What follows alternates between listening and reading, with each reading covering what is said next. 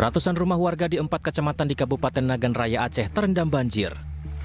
Peristiwa ini terjadi akibat diguyur hujan deras sejak seminggu terakhir. Banjir dengan ketinggian air mulai 80 cm hingga 1 meter lebih dipicu akibat meluapnya Sungai Tripa dan Sungai Lami Nagan. Selain merendam rumah warga, banjir juga melumpuhkan akses jalan lintas Provinsi Aceh menuju Sumatera Utara. Dari data BPBD Nagan Raya, Kecamatan Tripa Makmur, warga yang terdampak banjir saat ini mencapai 1.712 jiwa, tersebar di 11 desa dalam kecamatan tersebut. Korban banjir membutuhkan kapal transportasi speedboat dan juga air bersih. Yang dibutuhkan sama masyarakat speedboat, air bersih. Hingga Minggu sore banjir masih mengepung ratusan rumah warga di Kabupaten Nagan Raya Aceh. Warga diminta untuk waspada mengingat cuaca masih ekstrim. Dari Kabupaten Nagan Raya Aceh, Afsah iNews melaporkan.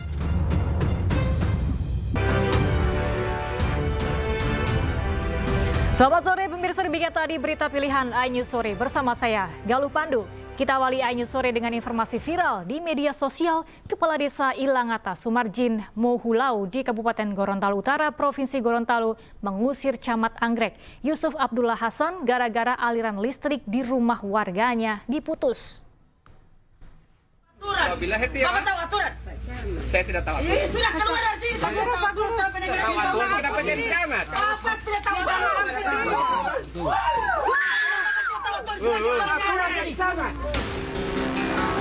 Viral di media sosial, video camat dan kepala desa di Kabupaten Gorontalo Utara, Provinsi Gorontalo terlibat cekcok dan nyaris adu jotos. Peristiwa yang turut disaksikan oleh para warga setempat ini terjadi di kawasan Pelabuhan Anggrek, Desa Ilangata, Kecamatan Anggrek, Kabupaten Gorontalo Utara, Provinsi Gorontalo. Cekcok camat dan kepala desa ini buntut adanya polemik pemutusan aliran listrik, penggusuran rumah, hingga lapak dagangan warga. Tolong, ini kami punya dasar, Pak. Musyawarah itu ada dasar hukumnya, Pak Camat. Apalagi kita sudah bersepakat di tingkat desa.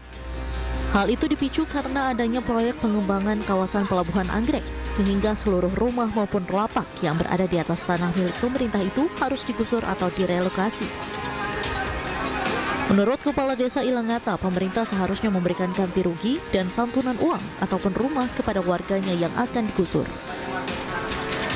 Dasarnya hanya satu, saya ingin memastikan hak-hak rakyat saya untuk diberikan. Kemudian camat juga mungkin mendapatkan perintah dari atasannya untuk segera menyelesaikan persoalan-persoalan ini, tetapi di lapangan kita miskomunikasi. Hingga saat ini lapak maupun rumah milik warga telah diputuskan aliran listriknya, sehingga warga harus melewati malam hari tanpa penerangan. Sementara itu, menurut camat, upaya penertiban sudah dilakukan sesuai prosedur yang berlaku. Kecamatan itu sudah sesuai mekanisme dan sudah sesuai tahapan. Jadi kemarin itu adalah tahapan penertiban meteran sebelum penertiban lapak, kios atau bangunan-bangunan yang berada di lahan di lokasi pengembangan pelabuhan. Di samping itu, pihak camat juga mengungkapkan seluruh permintaan dan keluhan warga akan diakomodir oleh pemerintah, mulai dari akomodasi pemindahan barang hingga upaya menyediakan rumah bagi warga yang tidak memiliki tempat tinggal. Dari Kabupaten Gorontalo Utara, Gorontalo, Nurfaizila Hasan iNews melaporkan. Hari ini sejumlah korban meninggal dunia dalam insiden kebakaran speedboat rombongan calon gubernur Maluku Utara Beni Laus dipulangkan ke pihak keluarga. Jasad calon gubernur Maluku Utara Beni Laus telah diterbangkan ke Jakarta.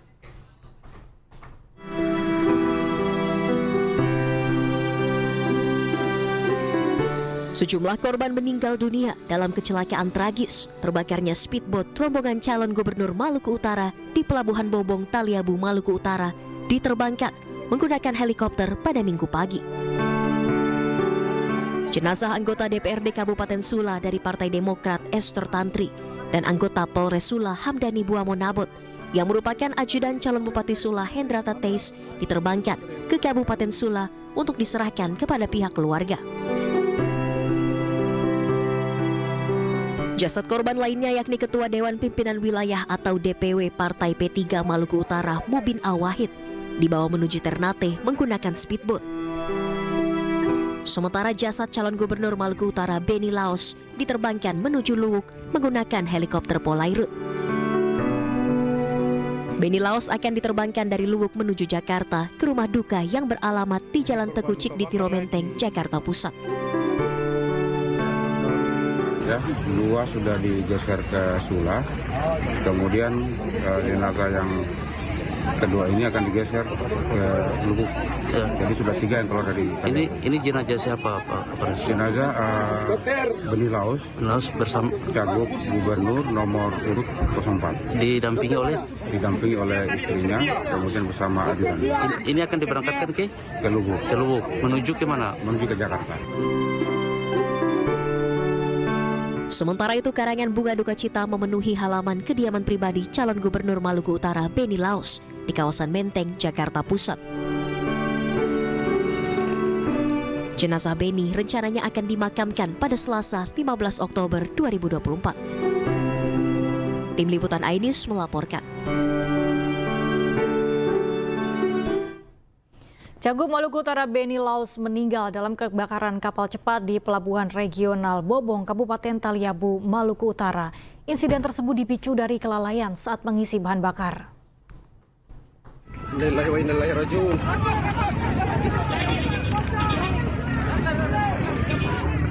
Speedboat yang membawa rombongan paslon gubernur dan wakil gubernur Maluku Utara nomor urut 4 terbakar di Pelabuhan Regional Bobong, Kabupaten Taliabu, Maluku Utara, Sabtu siang.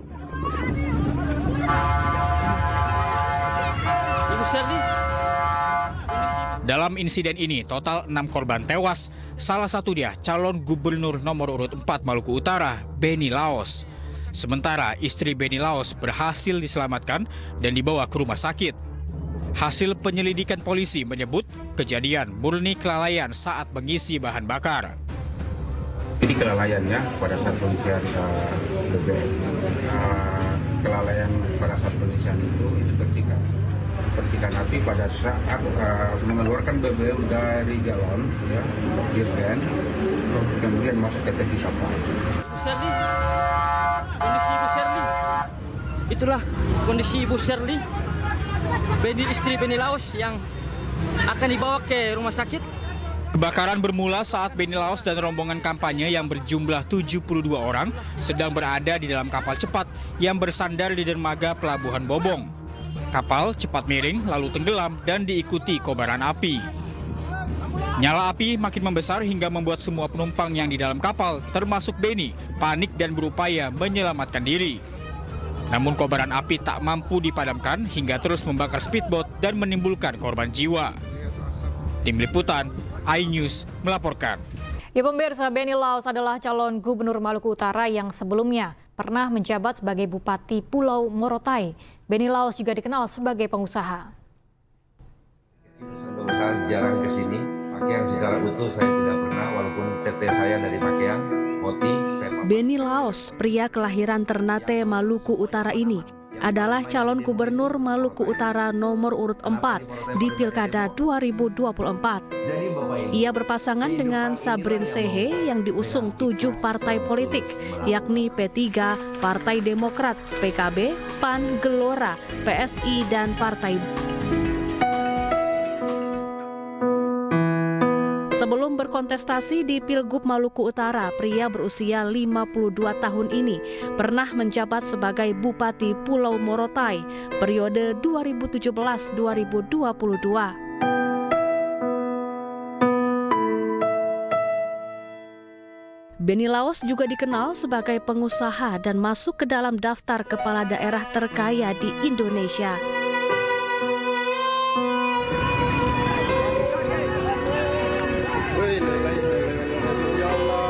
Benny Laos mengembuskan nafas terakhirnya saat hendak berkampanye di Pulau Taliabu, Ternate, Sabtu 12 Oktober 2024. Speedboat yang membawa Benny serta rombongan meledak dan terbakar.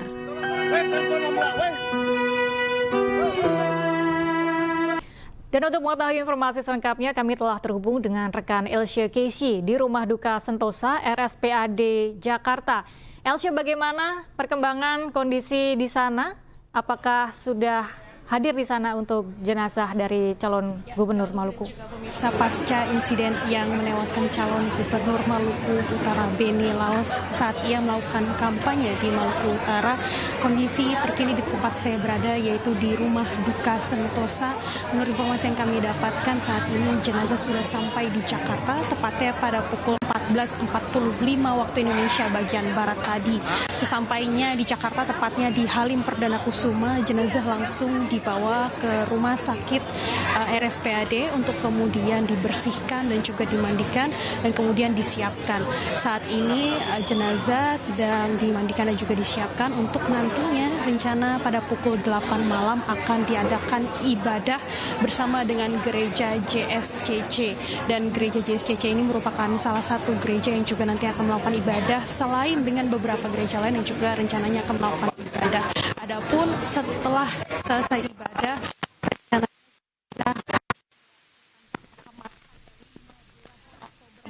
mendatang tepatnya pada hari Selasa, dan jenazah akan dimakamkan. Saat ini lokasi pemakamannya masih didiskusikan oleh pihak keluarga. Beberapa tempat yang sedang dikonsiderasikan oleh pihak keluarga, salah satunya adalah San Diego Hills, Jakarta. Selain San Diego Hills, keluarga juga masih terus berdiskusi dan juga menentukan seperti apa baiknya tempat pemakaman dari almarhum.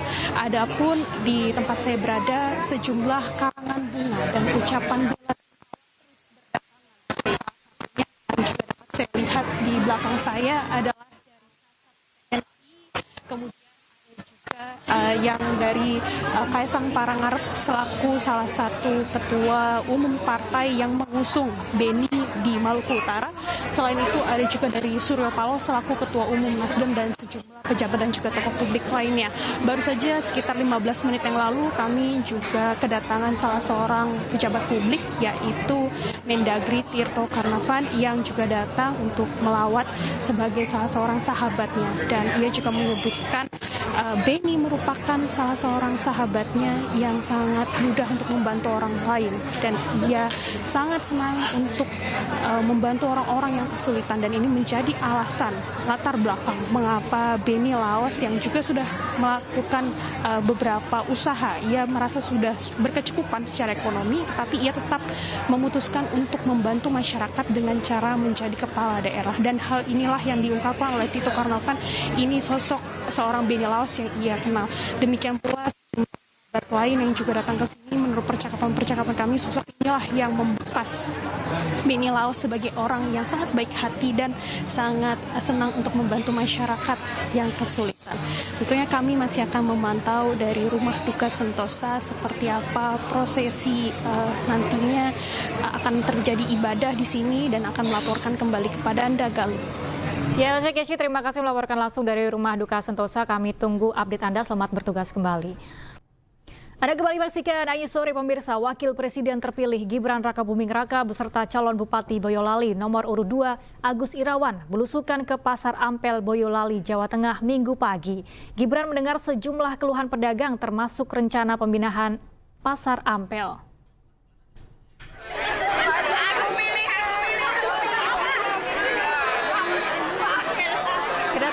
Wakil Presiden terpilih Gibran Rakabuming Raka bersama calon Bupati Boyolali nomor urut 2 Agus Irawan disambut antusias warga, pedagang, serta pengunjung Pasar Ampel Boyolali, Jawa Tengah. Kehadiran Gibran bersama Agus adalah untuk bertemu dan mendengarkan secara langsung keluhan para pedagang terkait rencana pemindahan Pasar Ampel. Menurut Gibran, banyaknya jumlah pedagang dan lokasi Pasar Ampel yang menjadi pusat perekonomian membuat pasar ini tak bisa langsung dipindah. Gibran menegaskan nantinya Pasar Ampel akan direvitalisasi, diperbaiki yang rusak sehingga tidak becek dan kembali memberikan kenyamanan bagi pedagang maupun pengunjung pasar. Bahwa pasar ini akan dipindah, ya. Makanya hari ini kita ke sini, kita melihat keadaan pasarnya seperti apa. Yang pertama saya lihat di sini itu pedagangnya banyak. Ini salah satu pusat perekonomian, jadi nggak bisa langsung dipindah, itu nggak bisa. Meskipun nanti dipindah di tempat baru itu belum tentu nanti pasarnya juga rame. Nah, mungkin malah fokusnya itu bukan pemindahan, tapi renovasi, revitalisasi, biar nggak becek lagi, biar pedagang nyaman, pembeli nyaman. Wakil Presiden terpilih Gibran Rakabuming Raka dijadwalkan bertemu dengan Presiden terpilih Prabowo Subianto dan Presiden Joko Widodo untuk makan siang bersama. Agenda pertemuan tersebut dilangsungkan di Solo, Jawa Tengah.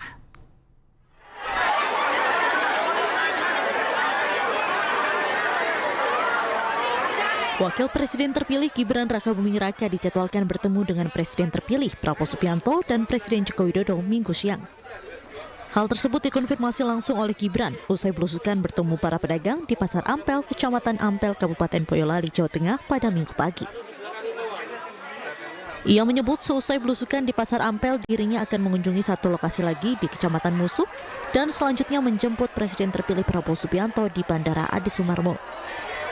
Gibran menyatakan siang ini agendanya diisi dengan makan siang bersama antara dirinya, Presiden terpilih Prabowo Subianto dan Presiden Joko Widodo di Kota Solo, Jawa Tengah. Iya, nanti saya sama Mas Agus di satu lokasi lagi, habis itu saya jemput di bandara. Ya, nanti makan siang sama Pak Presiden terpilih. Ya. Gibran kemudian melanjutkan kegiatannya menyapa dan berbincang dengan pedagang Pasar Ampel Boyolali dan dilanjutkan kunjungan ke Kecamatan Musuh Boyolali, Jawa Tengah. Dari Boyolali, Jawa Tengah, Tata Rahmanta, iNews melaporkan. Wakil Presiden terpilih Gibran Rakabuming Raka membenarkan pernyataan Presiden terpilih Prabowo Subianto soal menteri maupun partai politik jangan mencari uang lewat APBN. Menurut Gibran itu sudah komitmen dari awal dan berlaku untuk semuanya karena niat mereka adalah membangun negeri. Parpol dan menteri tidak boleh cari uang di APBN itu gimana? Oh, itu memang komitmen dari awal. Ya. Komitmen dari awal, seluruh menteri, semua kita fokusnya untuk membangun. Relawan Wakil Presiden terpilih Gibran Rakabuming Raka membentuk Gibran Center di 36 provinsi di Indonesia. Gibran Center dideklarasikan untuk mengawal Indonesia Emas hingga 2045. Atau yang mewakili undangan. Ketum DPP Gibran Center, Marsudianto mengaku Gibran Center memiliki tupoksi berkolaborasi dengan pemerintah membangun pertumbuhan ekonomi di daerah. Marsudianto juga menambahkan anggota Gibran Center akan turun ke bawah jika ditemukan adanya persoalan pertumbuhan ekonomi yang berkurang di suatu daerah. Seluruh anggota Gibran Center merupakan relawan dan pendukung Prabowo Gibran saat Pilpres 2024 lalu. Kita itu merangkul semua masyarakat Indonesia. Kalau kita sudah bisa merangkul semuanya dalam ekonomi dan ekonomi yang lain, pasti ya, semua akan suka. Oh ya, ternyata Gibran Center juga menunjang untuk bisa di 2029.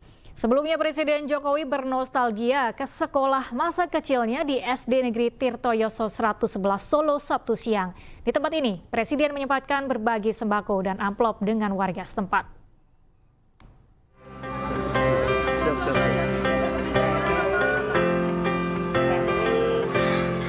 Menjelang akhir masa jabatannya, Presiden Joko Widodo mengunjungi sekolah masa kecilnya di SDN Tirtoyoso 111 Solo Sabtu pagi.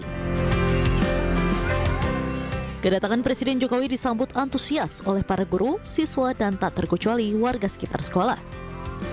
Pada kesempatan tersebut, Jokowi sempat menengok ke dalam kelas sewaktu dirinya belajar di sekolah ini. Tak berapa lama, Presiden meninggalkan sekolah dan menghampiri warga yang menunggu di sekitar kawasan sekolah. Presiden nampak membagikan amplop dan paket sembako langsung kepada warga. Salah satu warga Solo yang mendapat sembako mengaku senang dan segera akan dimanfaatkan. Pak Jokowi. Senang lah. Senang ya? Ya senang, sangat senang Pak Jokowi kesini. Pak Jokowi sukses selalu. Usai mengunjungi SDN Tirtoyoso 111 Solo, Presiden Joko Widodo melanjutkan kunjungannya ke SMPN 1 Solo dan SMAN 6 Solo yang juga merupakan sekolahnya dulu. Dari Solo, Jawa Tengah, Septiantoro, iNews melaporkan. Ada kembali di iNews Sore pemirsa, pertemuan Presiden Joko Widodo dengan Presiden terpilih Prabowo Subianto di kediaman Jokowi di Solo hari ini berlangsung tertutup. Pertemuan berlangsung secara internal sekitar 90 menit. Prabowo tiba di kediaman Jokowi pada pukul 14:14 waktu Indonesia Barat. Prabowo bersama rombongan langsung memasuki rumah Jokowi, beberapa petugas pas pampres yang berjaga. Kemudian sekitar pukul 15:40 waktu Indonesia Barat terlihat Prabowo keluar dan meninggalkan kediaman Jokowi. Prabowo sempat membuka jendela mobil dan melambaikan tangannya ke arah sejumlah wartawan yang masih memantau agenda tersebut. Selepas itu, Prabowo melanjutkan perjalanan ke Bandara Adi Sumarmo.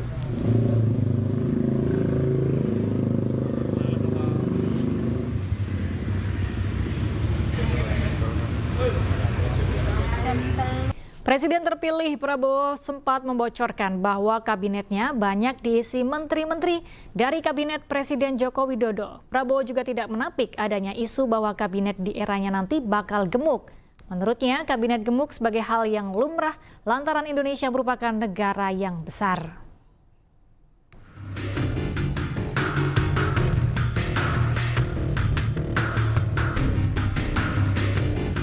Jelang pelantikan Prabowo Gibran sebagai presiden dan wakil presiden, susunan kabinet pemerintahan baru menarik untuk disimak. Baru-baru ini, Presiden terpilih Prabowo Subianto membocorkan mengenai susunan kabinet di pemerintahannya bersama dengan Gibran Raka Buming Raka. Prabowo mengatakan, di pemerintahannya nanti akan ada banyak menteri dari kabinet Jokowi. Bahkan dalam saya menyusun kabinet, kok saya melihat banyak juga ya menteri-menteri yang akan datang, ya banyak juga yang berada di kabinet yang sekarang begitu. Dan Pak Jokowi demikian, mencari yang terbaik, saya pun demikian. Dan kalau kebetulan orangnya masih bagus, pasti kita akan minta untuk ikut lagi. Prabowo juga tidak menampik adanya isu bahwa kabinet di eranya nanti bakal gemuk. Menurutnya, kabinet gemuk sebagai hal yang lumrah lantaran Indonesia merupakan negara yang besar. Pihak Gerindra juga mengatakan jumlah kementerian dan lembaga di kabinet Prabowo Gibran akan berjumlah sekitar 44 hingga 46 kementerian. Sejumlah kementerian akan dipecah untuk mengakomodir pengoptimalan fungsi dan juga janji-janji kampanye. Sebelumnya, Wakil Presiden terpilih Gibran Raka Buming Raka menyebut penyusunan kabinet sudah hampir 100%. Gibran juga memastikan dirinya ikut andil dalam penyusunan itu. Mas Gibran, sedikit dong Mas soal isu kabinet Mas. Ini penggodokannya udah bagaimana ya Mas? Kan akan diumumkan. 100% nanti ya, tapi biar diumumkan Pak Presiden terpilih ya. Tapi Mas Gibran ikut terlibat dalam penyusunan itu? Iya pasti. Rencananya susunan kabinet Prabowo Gibran akan diumumkan pada 21 Oktober mendatang atau sehari setelah pelantikan Presiden dan Wakil Presiden terpilih. Dari Jakarta, tim Liputan iNews melaporkan. Presiden terpilih Prabowo Subianto juga menyebutkan para calon menteri terpilih sudah dipantau sejak lama. Pemilihan mereka melalui tahapan yang sangat ketat dan sesuai dengan kompetensi keahliannya. Tentunya kita berkoalisi, koalisi itu pimpinan-pimpinan partai mengajukan nama-nama, kita pelajari riwayat hidup, latar belakang, dan saya harus akui yang diajukan banyak sekali yang sangat bagus, sangat capable, dan juga sebagian kita sudah pantau lama. Yang saya katakan kan saya sudah bagian daripada kabinet Indonesia Maju dan saya sudah bekerja sama dengan beberapa menteri, dan memang menteri-menteri yang saya lihat banyak yang memang capable, banyak yang profesional. Jadi sebetulnya proses pemantauan itu sudah berjalan lama, kita sudah sering diskusi. Jadi ada tahap-tahap yang kita tidak di depan media, tapi sudah dilaksanakan. Saya kira demikian ya. Sementara itu, usai pelantikan anggota DPR RI pada 1 Oktober lalu, masyarakat banyak menyoroti gaji dan tunjangan yang didapat oleh anggota Dewan. Berbeda dengan Indonesia, jika dibandingkan dengan anggota parlemen di Swedia, ternyata wakil rakyat Swedia mendapatkan gaji yang relatif kecil, bahkan tanpa tunjangan.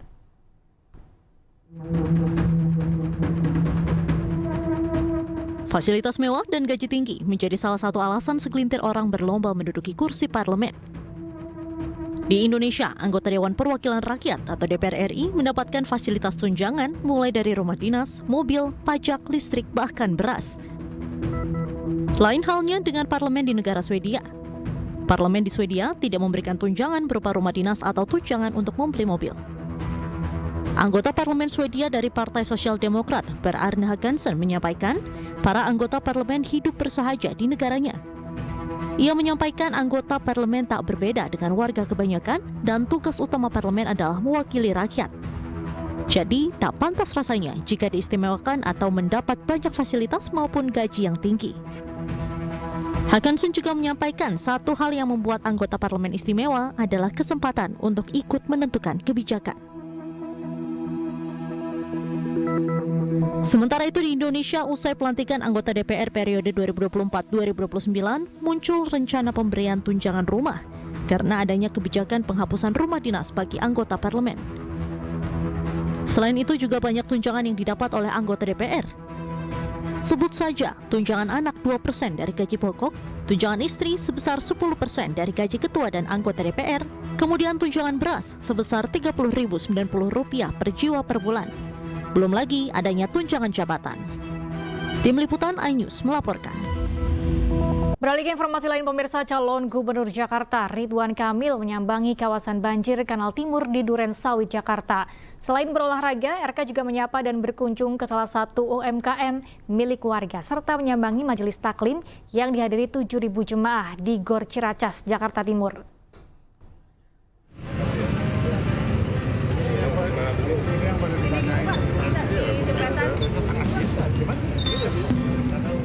Calon Gubernur Jakarta nomor 1 Ridwan Kamil kembali belusukan ke masyarakat.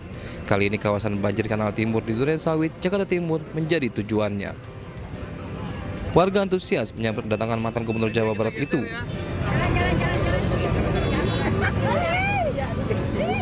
Dalam kesempatan itu, RK menyampaikan soal penghijauan di wilayah kota Jakarta sangat penting, sehingga memberikan suasana yang nyaman bagi warganya, serta mengurangi polusi udara. Hari ini saya menyapa warga Jakarta Timur, ikut olahraga sebentar tadi di area banjir Kanal Timur. Sangat indah ya, karena pohonnya besar. Nah itulah visi misi kita 3 tahun ke depan, menanam sebanyak-banyak pohon supaya seadem, sesejuk tadi di jalur pedestrian banjir Kanal Timur. Selain sejuk kan bikin tenang, kedua nyerap polusi, ya, jadi inspirasinya begitu. Selepas berkegiatan di banjir Kanal Timur, Ridwan Kamil juga menghadiri acara Maulid Nabi Forum Komunikasi Majelis Taklim Jakarta Timur. Ribuan jemaah antusias menyambut hangat kedatangan Ridwan Kamil. Dalam kesempatan tersebut, RK menyebutkan dirinya percaya diri bisa memenangkan kontestasi ini dengan 1 putaran. Selain itu, RK juga akan terus melanjutkan program-program pemimpin Jakarta sebelumnya, salah satunya program Anies Baswedan. Ya, saya menerima undangan di acara Maulid ini. Kebetulan binaan dari Pak Kiai Tamrin, alhamdulillah tadi menyampaikan rasa rindu perkenalan. Nah, itu rata-rata adalah aktivis-aktivis di wilayah-wilayah ya. Nah, dengan antusiasme yang hampir 7.000 orang ya, secara umum. Mudah-mudahan menguatkan sosialisasi pasangan Ridho di Jakarta Timur, sehingga berharap survei juga konsisten, terus naik, sehingga kita bisa menang 1 putaran.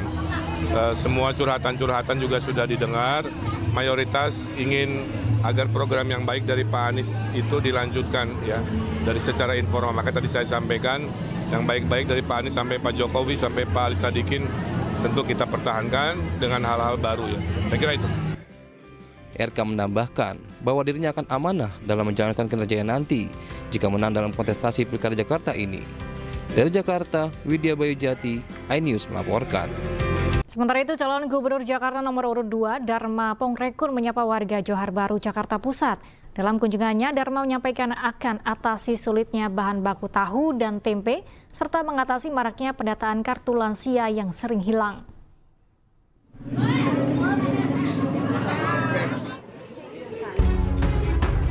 Calon Gubernur Jakarta nomor urut 2, Dharma Pongrekun, hadir menyapa warga Kecamatan Johar Baru, Jakarta Pusat. Dalam kegiatan itu, Dharma mendengarkan keluhan warga Johar Baru, salah satunya terkait bahan baku tahu dan tempe yang sulit dan mahal. Hal ini dikeluhkan antara mayoritas warga Johar Baru adalah pengusaha tahu dan tempe. Selain itu, Dharma juga berjanji akan meminta petugas terkait untuk melakukan pendataan para lansia di seluruh wilayah Jakarta, yang hingga kini masih banyak yang belum mendapat manfaat kartu lansia. banyak di sini adalah pusatnya pedagang industri tempe dan tahu. Persoalannya mereka adalah bahan bakunya yang mahal dan sulit. Tetapi bahan bakunya ini adalah import dan tetapi dia punya harga bersaing dengan lokal, ya. Saya tahu sih sebenarnya kenapa itu. Karena memang itu adalah desain supaya pertanian lokal itu kegulung, ya, bebas. Oleh sebab itu perlu dipikirkan ke depan bagaimana untuk meningkatkan industri tempe dan tahu ini supaya bukan saja kuantitasnya, tetapi terutama kualitasnya yang perlu diinikan. Kemudian hal lain yang saya dengarkan lagi masalah, kembali lagi yang sering ngadu lansia. Lansia sering namanya hilang dari daftar kartu lansia. Ya, atau ada yang baru terima 2 bulan yang lalu, ya. Jadi baru 1 kali. Jadi ini yang perlu dibenahi ke depan, bahwa pendataan harus selalu akurat supaya lansia ini atau siapapun, ya, maupun KJP ini bisa berlaku dan diterima sesuai dengan mereka yang berhak. Selain itu, Dharma juga menyoroti aksi tawuran yang kerap terjadi di beberapa wilayah Jakarta termasuk Johar Baru. Menurut Dharma, maraknya tawuran terjadi akibat kurangnya pemahaman adab di kalangan masyarakat. Dalam programnya Jika Menang Nanti, Dharma akan hadirkan tim pembina adab dengan mengandalkan guru honorer bersama ahli di bidang itu. Nantinya, tim pembina ini akan dikerahkan untuk memberikan edukasi ke warga setiap kelurahan. Dari Jakarta, Hadisti Arifah, Rizky Solehuddin, iNews melaporkan. Forum Betawi Rempuk se-Jakarta mendeklarasikan dukungan untuk pasangan calon gubernur dan wakil gubernur Jakarta nomor urut 3, Pramono Anung Rano Karno. Pram Rano pun mengaku terharu dan bersyukur serta siap mewujudkan aspirasi warga Betawi jika terpilih.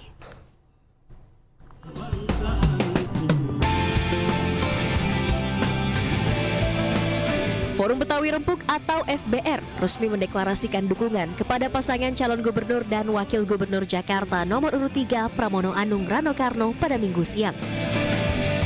Dukungan yang datang dari FBR bukan tanpa alasan, melainkan atas keinginan mendasar masyarakat Betawi akan kehadiran putra Betawi sebagai pemimpin Jakarta.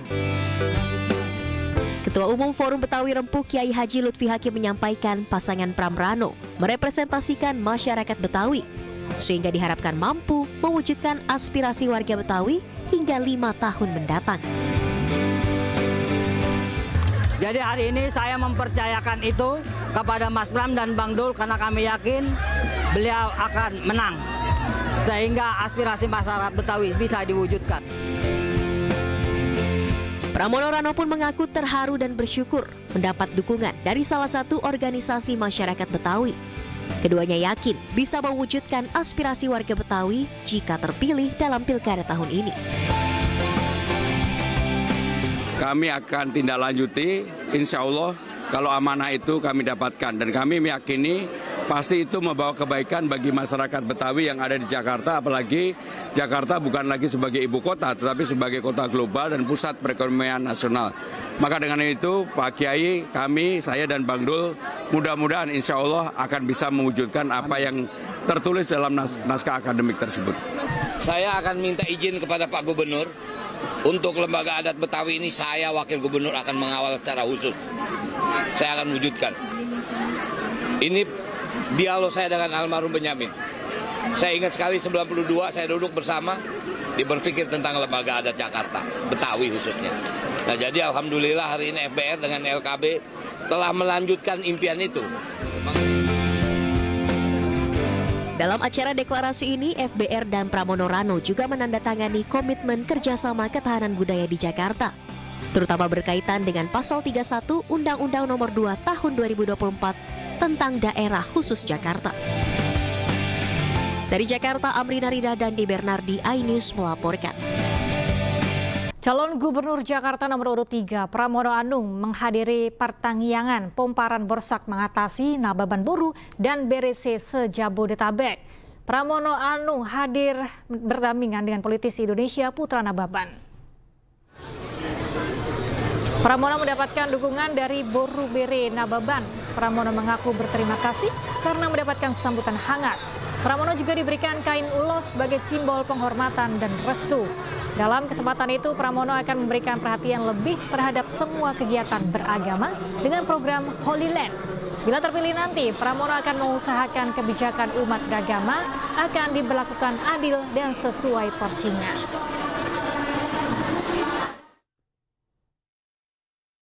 Selamat menunaikan ibadah salat maghrib untuk wilayah Jakarta dan sekitarnya. Pemirsa, Anda kembali menyaksikan iNews Sore. Bengkel motor dan rumah di Kecamatan Bandar, Batang, Jawa Tengah terbakar. Akibatnya 13 sepeda motor yang sedang diperbaiki hangus dilalap api.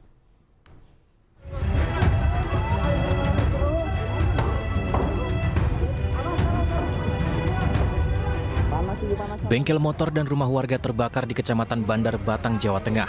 Kobaran api menghanguskan belasan sepeda motor berbagai merek yang sedang diperbaiki dan yang sudah selesai perbaikannya. Main keluar aja, main di luar aja. Warga berhasil memadamkan api, namun motor-motor yang diperbaiki di bengkel tersebut tidak terselamatkan. Api habis menghanguskan motor dan menyisakan rangka mesin. Beberapa motor yang terbakar bahkan masih terhitung baru. Bengkel ini bersebelahan dengan sebuah showroom mobil dan rumah warga. Beruntung api tak merambat semakin meluas ke bangunan lain. Sudah mulai terbakar. Kalau motornya masnya juga ada di bengkel itu? Ada. Berapa itu, Mas? Punya saya sendiri. Kalau yang lainnya sekitar ada 13 total. Totalnya 13? Iya. Diduga api berasal dari bengkel karena ada kebocoran BBM di sepeda motor. Tak ada korban jiwa dalam kejadian ini. Kerugian ditaksir ratusan juta rupiah. Dari Batang, Jawa Tengah, Suryono Soekarno, iNews melaporkan. Anda kembali di iNews Sore, kali ini bersama saya Diandra Mukni. Pemirsa, aksi pencurian ban serep truk yang terjadi di ruas jalan tol Cipali, Kabupaten Majalengka viral di media sosial. Kini salah satu pelaku yang berhasil diamankan harus mendekam di ruang tahanan Polsek Gempol, Cirebon. Komandan dilaporkan dari kilometer 156 jalurnya Bandung untuk Kijang 04 Jabar 18 Cipali. Diduga melakukan pengejaran, diduga kendaraan pencurian. Aksi kejar-kejaran ini terjadi di ruas jalan tol kilometer 156 Cipali, Kabupaten Majalengka, Jawa Barat. Petugas kepolisian Salantas PJR Tol Cipali ini berusaha mengejar mobil komplotan pelaku pencurian ban serep yang kerap terjadi di ruas tol Cikopo, Palimanan. Dia pada lari, kendaraan ditinggal, dia pada lari, pelakunya ke sawah. Hei, berhenti kamu! Hei, berhenti kamu! Dia pelaku pada lari ke sawah, tolong bantuannya. Pelaku yang mengendarai mobil minibus ini berupaya kabur dari pengejaran petugas dengan melarikan diri keluar area jalan tol. Berhasil mencuri ban serep sebanyak 2. Pelaku 5 orang lari ke sana. Para sawah, berhenti! Dari hasil pengejaran, petugas berhasil mengamankan seorang pelaku serta sejumlah barang bukti di dalam mobil. Sebelumnya, petugas yang sedang patroli curiga dengan gerak-gerik tersangka di KM 153. Para pelaku diketahui sedang mencuri ban serep truk yang sedang terparkir di bahu jalan tol.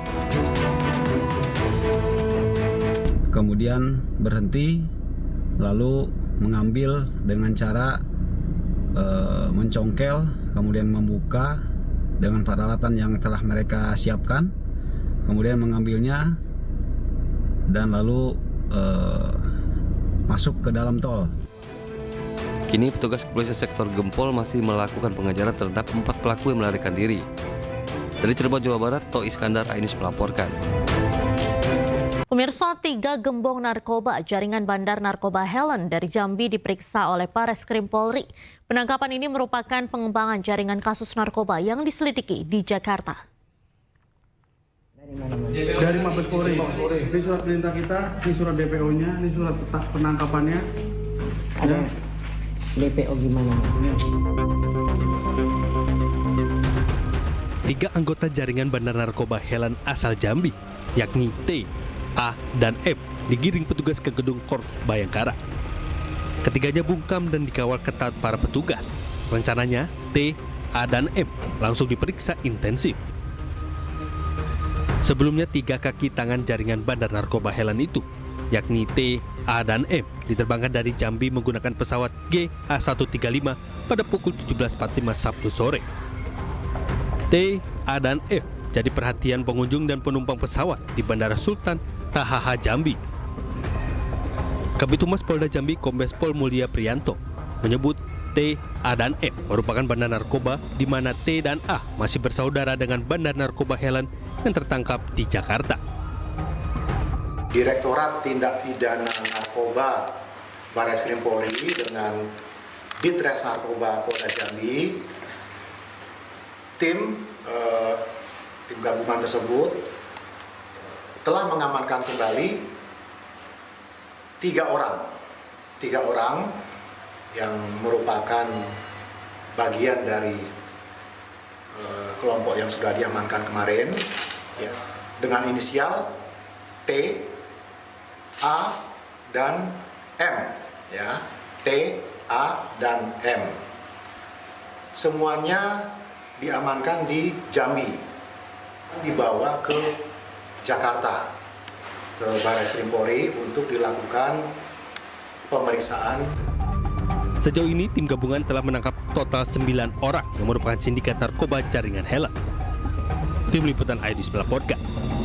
Dan untuk membahas informasi selengkapnya, kami telah terhubung dengan anggota Exco PSSI Arya Sinulinga dan pengamat sepak bola Anton Sanjoyo atau yang akrab disapa dengan Bung Joy. Selamat malam Pak Arya dan Bung Joy. Selamat malam, Mbak. Baik, saya akan ke Pak Arya terlebih dahulu. Pak Arya, saya ini sebagai supporter pasti bertanya tentang kepastian Kevin Dix. Ini kan pemain luar biasa, main di Liga Champions Eropa juga, lawan Manchester City dan juga klub kuat Eropa lainnya. Jadi pengambilan sumpah Kevin Dix ini kapan dan bisa mainnya kapan Pak di timnas? Kalau prosesnya belum jalan sampai ke level itu, kita nggak mau janji seperti biasa ya. Kita nggak berani janji bahwa ini akan nggak. Nanti aja. Kalau udah pasti semua prosesnya, udah sumpah, udah ada perpindahan federasi, baru kita berani ngomong kapan dia main. Ini kan belum sampai ke sana, belum sampai ke level proses misalnya ke Kumhamnya belum, ya ke Presiden juga belum, gitu ya, ke DPR juga belum. Jadi selama itu belum sampai proses sana, sampai sumpah juga belum, Kepresnya belum, kita belum berani menyatakan kapan Kevin Dix main. Jadi tunggu aja. Kalau udah proses jalan semua, ada perpindahan federasi, baru kita berani bicara kapan dia main dan lawan siapa. Jadi kalau saat ini kita belum berani bicara apapun untuk itu. Baik, Pak Arya, kemarin saat pertandingan timnas lawan Bahrain, Kevin Dix ini menonton atau tidak? Apa tanggapan Kevin Dix terkait permainan kemarin? Dia nonton di hotel ya, karena dia kan capek. Kemarin dia sampai itu tanggal 10 itu dia sampai sekitar sore, jam 4 sore. Jadi kemudian kita juga bertemu itu malamnya dan dia bilang bahwa dia akan nonton di kamarnya dan kita kemarin memastikan juga di hotelnya supaya dia bisa nonton di kamarnya. Jadi kemarin pada saat dia di sana dia bisa nonton itu juga dan dia nonton dan dia bisa lihat ya bagaimana permainan timnya kita. Makanya kemarin ketika ketemu dengan Pak Erik, dia bisa lihat juga bagaimana mainnya Rizky Ridho. Jadi dia bisa lihat sehingga dia juga memuji Rizky Ridho juga kemarin ya. Itu karena dia menonton pertandingan kemarin dan dia lihat hal yang positif dari timnas kita dan dia juga lihat bahwa peluang kita kemarin sangat besar untuk memenangkan 3 poin. Tapi kita kan tahu kejadiannya bagaimana sehingga itu terjadi dan dia tahu proses itu semua gitu. Baik, informasinya tadi Kevin Dix menilai bahwa Rizky Ridho ini layak ke Eropa. Bagaimana Pak tanggapannya tadi? Ya, itu kan dia mengatakan begitu bahwa ini Rizky Ridho ini mainnya bagus dan sebenarnya udah bisa main di Eropa gitu. Tapi kan kita lihat nanti bagaimana ya. Itu kan nanti tergantung pemainnya, karena kan semuanya tergantung pemain dan manajemennya dia sendiri gitu. Baik, saat ini saya mau beralih ke Bung Joy terlebih dahulu. Bung Joy, dengan kedatangan Kevin Dix, lini belakang kita ini kan mewah, Bung. Ada Izes, ada Mes Hilgers, Rizky Ridho juga bagus. Ini berarti timnas kita kan semakin kuat ya, Bung? Ya, saya sudah lupa bahkan sekarang berapa jumlah pemain yang didatangkan PSSI dari Eropa ini saking banyaknya. Tapi ya karena memang tujuannya untuk lolos ke Piala Dunia kan, gitu loh. Jadi ya kritik saya sih tetap aja karena PSSI ini kan sebetulnya federasi yang ditugaskan FIFA juga untuk membangun sepak bola domestik dan saya ingin lihatlah apa bukan soal janji tapi selain naturalisasi yang diusahakan begitu sekuat tenaga oleh Pak Erik, oleh semuanya, bahkan Sintayong juga sampai keliling Eropa gitu. Tapi pertanyaan saya investasi untuk pembinaan usia muda apa ya? Investasi untuk meningkatkan kualitas wasit apa ya? Kira-kira gitulah. Roadmap-nya PSSI itu 5 tahun ke depan apa sih untuk penguatan kompetisi domestik sehingga kita tidak hanya bisa bersaing di level timnas tapi juga di level klub. Karena kan kita tidak bicara banyak ya di level Liga Champions Asia gitu. Nah ini sih saya mudah-mudahan sih bisa jalan seiring. Tetapi kan saya paling tidak saya belum mendengar lah apa yang dijanjikan oleh Pak Erik, oleh Pak Arya dan kawan-kawan itu tentang penguatan kompetisi domestik sehingga kualitas liga kita itu meningkat terus.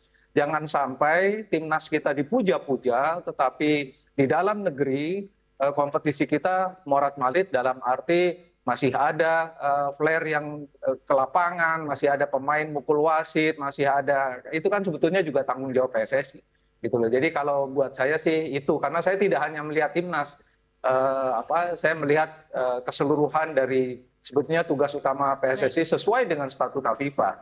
Kalau buat saya itu aja sih. Baik, Bung Joy, saya mau ke Pak Arya terlebih dahulu.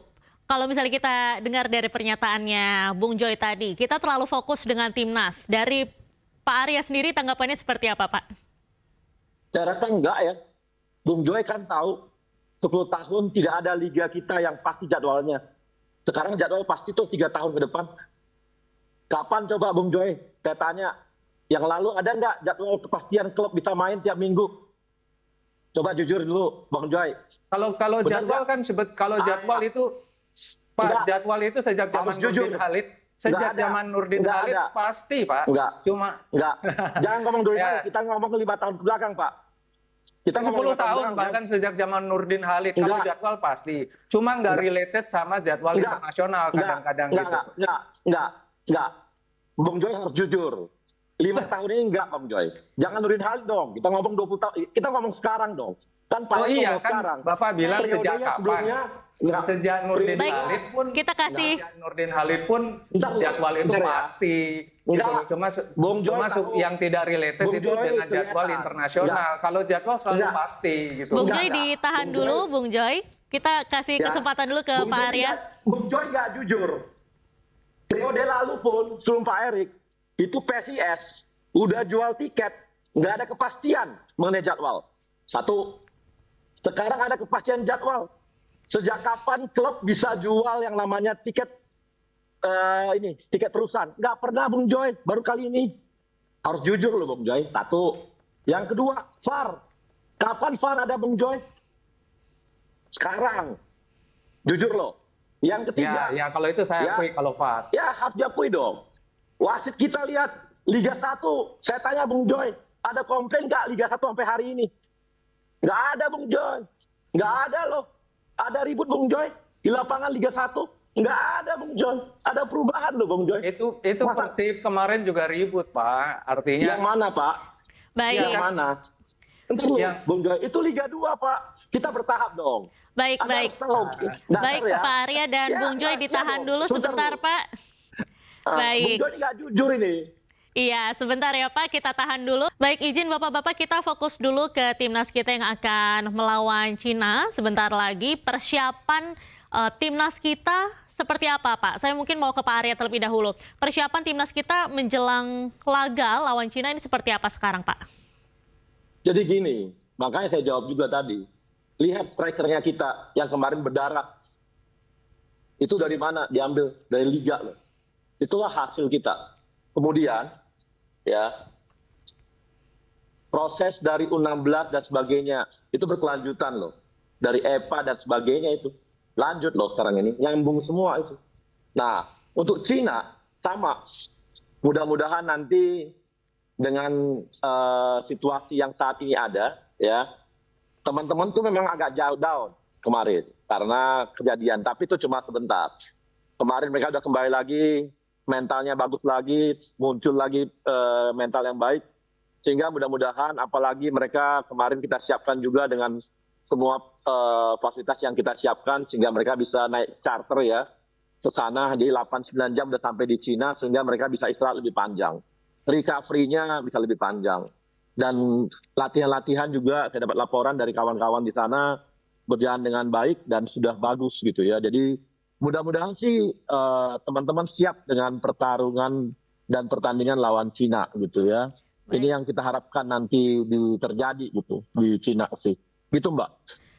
Baik. Pak Arya, kalau misalnya kita ngomong soal Jordi Amat dan Sandy Walsh ini kan dikabarkan cedera ya Pak? Ya kita lihat nantilah, karena kan ini recovery-nya masih berjalan. Kita lihat bagaimana apakah mereka bisa nanti main atau enggak. Kita lihat nanti di di line up-nya bagaimana. Kita tunggu aja. Tapi toh kita juga di belakang kita kan kemarin cukup bagus ya. Artinya cukup banyak pemain-pemain yang bisa menggantikannya gitu. Jadi saling melengkapinya bisa lah gitu. Dan kemarin waktu kita pergantian di babak kedua kelihatan kualitas di babak kedua, babak pertama sama babak kedua itu nggak jauh beda tuh pemain-pemainnya. Jadi ketika ada pergantian pemain pun nggak ada masalah gitu. Baik, Pak Arya, saya mau beralih ke Bung Joy saat ini. Bung Joy, kita mungkin bisa fokus ke timnas terlebih dahulu. Banyak yang bilang target realistis kita di posisi ketiga atau keempat. Kalau saya sih yakin di posisi 2, Pak. Bagaimana dengan Anda? Akan di posisi berapa nih Indonesia di grup kualifikasi ini nanti? Ya, asal menang lawan Cina, peluang terbuka lebar. Tapi saya mau koreksi dulu Pak Arya sebentar tuh, Persib lawan Persija itu divisi 1 Pak, Liga 1 bukan Liga 2. Persib loh Pak, lawan Persija. Nah soal Cina, lawan Cina itu peluang Indonesia begitu sangat besar. Ya, jadi karena 3 kali Cina itu kalah dalam pertandingan terakhir mereka, jadi Indonesia ini sebetulnya di Kingdom sekalipun, mau di Shanghai, mau di Beijing, peluangnya sangat besar. Karena confidence tinggi sekali kan. Lawan Bahrain aja kan Indonesia dalam tanda kutip kan dirampok gitu ya. Jadi ya harusnya sih dengan confidence yang begitu besar 3 poin lawan Cina itu keharusan. Karena kalau tidak agak sulit, Indonesia katakanlah draw, nilai Indonesia baru 4. Kalau 4 untuk masih tersisa 7 kurang 1 tersisa 6 itu agak sulit karena masih ada lawan Jepang. Masih ada lawan Australia di kandang Australia, masih lawan Bahrain di Jakarta. Jadi harusnya sih lawan Cina ini sekarang menang ya. Kalau saya lihat rata-rata permainan Indonesia 1 tingkat di atas Cina. Harusnya sih menang ya 3 poin. Bahkan prediksi saya di berbagai media saya bilang Indonesia bisa menang dengan selisih 2 gol. Dan karena penyerang-penyerang Indonesia udah bisa bikin gol. Rafael Struijk bisa bikin gol di level senior. Ratnar Oratmangun kembali dalam posisi terbaiknya. Marcelino sudah bisa memberi banyak kontribusi di lini depan. Lini belakang sangat tangguh menurut saya. Jai, Rizky Ridho di tengah, Hübner, siapapun, Nathan Choaon. Saya rasa sekarang paling baik bahkan dibanding dengan negara lain ya, kecuali mungkin Jepang. Tapi Indonesia di lini tengah menurut saya the second best dibandingkan Jepang. Jadi overall sebetulnya lawan Cina nggak bisa kalah, nggak boleh kalah. Itu harus 3 poin persis. Kira-kira begitu. Baik, mungkin Pak Arya boleh tanggapannya soal prediksi Bung Joy ini. Ya, yang tadi saya luruskan Bung Joy. Nggak ada masalah antara Persib sama Persija. Itu keributan antara supporter Persib dengan Persib sendiri. Ya, tapi pertandingannya kan di Liga 1. Nggak ada. Ya, nggak.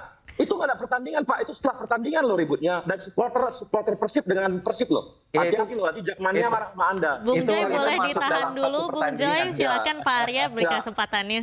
Enggak, saya kecewa sama Bung Joy ini nggak memperhatikan. Sayang memang. Belajar lagi Bung Joy nanti baca di media. Nggak ada keributan. Ya, itu keributan antara supporter dengan Persib dengan Persib sendiri. Nah, saya sih senang. Artinya Bung Joy sendiri optimis dengan timnas kita. Sama dengan kita. Yang penting adalah ini kita harus membuka peluang kita, peluang terbuka, supaya kita bisa terus meraih posisi terbaik kita. Memang target kami 3-4. Tapi kalau bisa kita dengan baik ya, kan bisa kita lihat bahwa kita cuma tinggal melawan Cina dan melawan Jepang yang belum.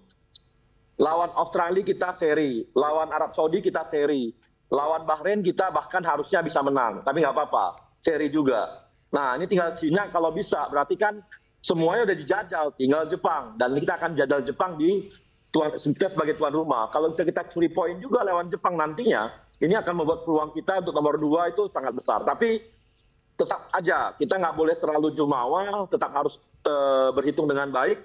Jadi kita harus mempersiapkan semua tim dengan baik, gitu Mbak. Baik, terima kasih banyak Pak Arya dan juga sebelumnya Bung Joy atas perbincangan yang sangat menarik sore ini. Semoga timnas Indonesia ini bisa menang melawan Cina sebentar lagi. Terima kasih Bapak-Bapak.